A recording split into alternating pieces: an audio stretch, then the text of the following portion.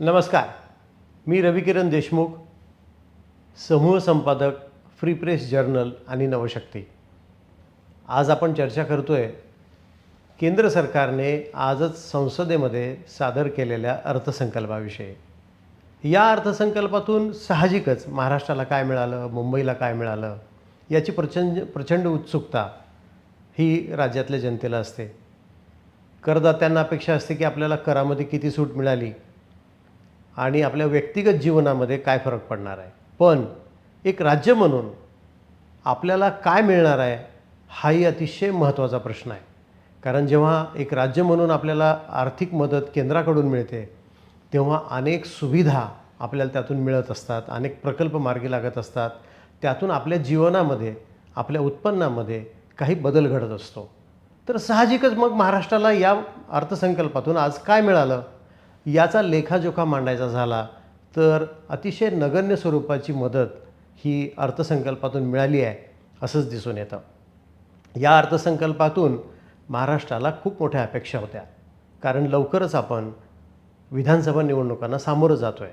साहजिकच सत्तेत असलेल्या लोकांना आम्ही लोकांसाठी किती भरीव मदत केंद्राकडून आणली हे सांगण्याची संधी मिळते. पण तशी संधी कितपत मिळाली तर महाराष्ट्राचा विचार करायचा झाला तर आजच्या अर्थसंकल्पामध्ये महाराष्ट्राच्या वाट्याला 7,545 कोटी रुपये पायाभूत सुविधांच्या विकासासाठी मिळालेत. ह्या पायाभूत सुविधा म्हणजे रस्ते, पूल, इतर विविध प्रकल्प जे दैनंदिन जीवनाशी निगडीत असतात त्यासाठी मिळालेत. ही रक्कम ह्या प्रकल्पांचा एकूण आवाकान खर्च पाहता ही अतिशय तुटपुंजी आहे.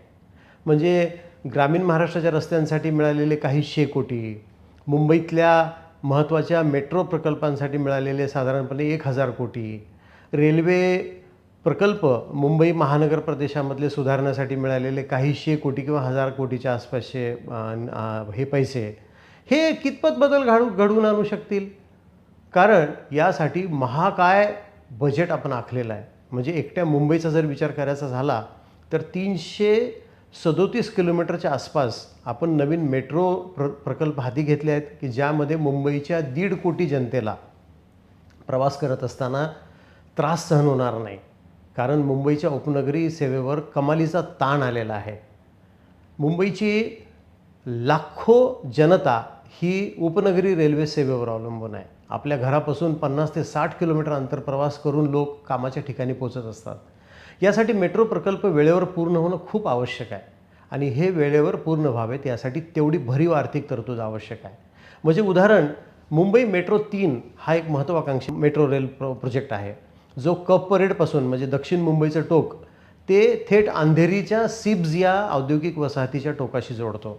मध्ये मुंबईची अतिशय दाटीवाटीची लोकवस्ती आहे, गिरगाव, मुंबई सेंट्रलसारखी, ग्रँड रोडसारखी. त्याचबरोबर वांद्रे आहे, BKC आहे म्हणजे वांद्रे कुर्ला संकुल आहे की जिथं आज देशातल्याच नव्हे तर जगातल्या अनेक कॉर्पोरेट कंपन्यांची ऑफिसेस आहेत. तिथे हजारो लोक कामासाठी येतात. त्याचबरोबर पुढं एअरपोर्टसुद्धा कनेक्ट होणार आहे या मेट्रोने. मग या प्रकल्पाचा खर्च आज 37,000 कोटी रुपयावर पोचलेला आहे आणि तो शेवटी हा प्रकल्प जेव्हा जनतेसाठी खुला होईल तेव्हा 50,000 कोटी रुपयांवर पोचलेला असेल. मग त्यावेळी हा प्रकल्प पूर्ण होण्यासाठी आज किती पैसे आवश्यक आहेत केंद्राकडून मिळणं? खूप निधी मिळणं आवश्यक असताना त्यासाठी फक्त 1087 कोटी रुपये केंद्राने जाहीर केले आहेत. आणखी जवळपास आपल्याला 12 ते 13,000 कोटी रुपये उभे करायचे आहेत. हे उभे करणं हे साधं काम नाही आहे. महाराष्ट्र शासन हे उभं करू शकतं का? ते इतकी सोपी गोष्ट नाही. कारण महाराष्ट्रावर आधीच जे कर्ज आहे हे आता 7 लाख कोटीच्या जवळपास आहे आणि हे कर्ज पुढे आणखी वाढण्याची शक्यता आहे. महाराष्ट्राची कर्ज उभारण्याची मर्यादा आता थोडी शिल्लक आहे. MMRDA म्हणजेच मुंबई महानगर प्रदेश विकास प्राधिकरणानं बाजारातून जवळपास 1 लाख कोटीचं कर्ज घेतलेलं आहे. हे जास्त आहे उलट आणि त्यातून हे प्रकल्प आपण घेतलेले आहेत हाती. ह्यात केंद्र सरकारचाही वाटा आहे मेट्रोच्या प्रकल्पांमध्ये.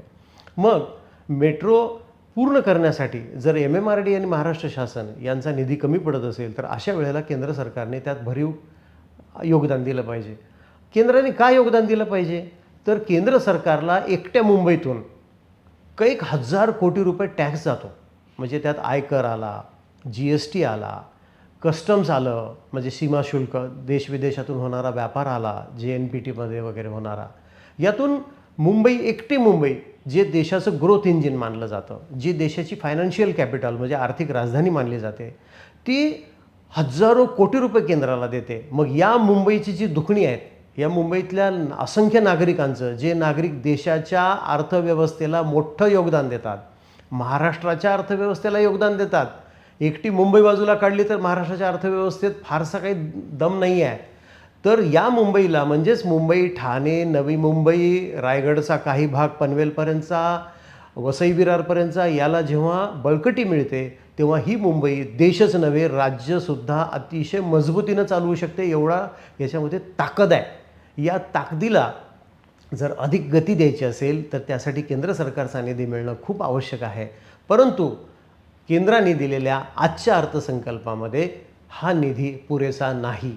MUTP नावाचा एक प्रकल्प आपण हाती घेतलेला आहे, त्याला मुंबई अर्बन ट्रान्सपोर्ट प्रोजेक्ट म्हणतात. याला जागतिक बँकेचं अर्थसहाय्य आहे. यात महाराष्ट्र शासनाचा वाटा 25% असतो, केंद्र सरकारचा वाटा 18 ते 20% असतो. राहिलेली रक्कम आपण कर्जावर उभं करत आहोत. हे कर्ज महाराष्ट्राला फेडायचं आहे. यासाठी केंद्र सरकार काय करतं, 17 ते 18% वाटा आपला आपला देऊन टाकतं आणि म्हणतं आता तुम्ही बघून घ्या.